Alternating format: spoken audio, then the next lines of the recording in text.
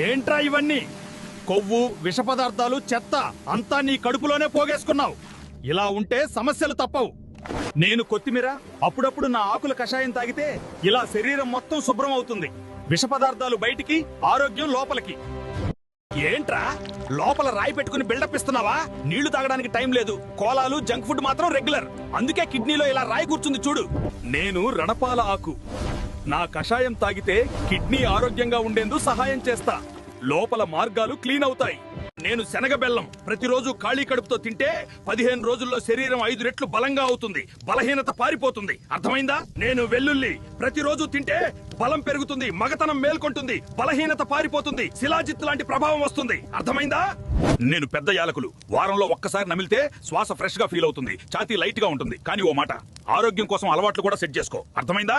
నేనేను మఖానా వేడి పాలలో వేసుకుని తాగితే బాడీకి కామ్ ఎనర్జీ, ఎముకలకు న్యూట్రిషన్ సపోర్ట్ అవుతుంది. రోజు చిన్నగా అలవాటు చేసుకో, బలహీనతకి బై బాయ్. అర్థమైందా?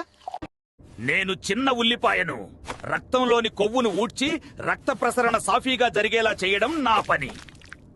నేను అల్లం రక్తాన్ని పలుచగా చేసి రక్తంలో గడ్డలు ఏర్పడకుండా చేయడంలో సహాయపడతాను.